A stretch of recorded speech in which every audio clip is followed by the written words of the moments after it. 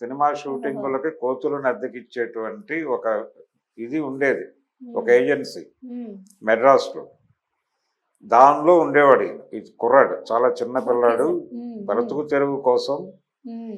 ఆ కోతుల ట్రైనర్ల దగ్గర ఉండేవాడు ఇతను అసిస్టెంట్‌గా. హ్మ్. ఇతను ట్రైనర్ కాదు. ఇతను అసిస్టెంట్ ఒక అసిస్టెంట్. ట్రైనర్ దగ్గర. Okay sir. ఇలా కోతులు అంటే షూటింగ్ ఉంటే కోతులను తీసుకెళ్ళి అక్కడ ఆ షూటింగ్‌కి అనువుగా వాటిని ఆ హీరోలకి, హీరోయిన్‌లకి ఇబ్బంది లేకుండా అవి వ్యవహరించేలాగా చూసుకోవటం వీళ్ళ పని. హ్మ్. అయిపోయిన తర్వాత ఆ కోతులను తీసుకొచ్చేసేటప్పుడు వీళ్ళకేదో బేటా ఇచ్చేవాళ్ళు. అలా జీవితం. అలా బతికేవాడు ఈ కుర్రాడు. ఇతని బాల్యం అక్కడ మొదలైంది ఓకే సార్. మెడ్రాస్‌లో. హ్మ్. ఇలా ఈ కోతులని ఏ సినిమా వాళ్ళు అడిగితే ఆ సినిమాకి తీసుకెళ్ళి ఆ షూటింగ్‌లో ఉండి వాళ్ళిచ్చిన బేటాతో జీవితం గడుపుతున్నటువంటి కుర్రాడికి అనుకోకుండా ఒకసారి ఒక తెలుగు సినిమాలో కోతితో పని పడింది. హుహు.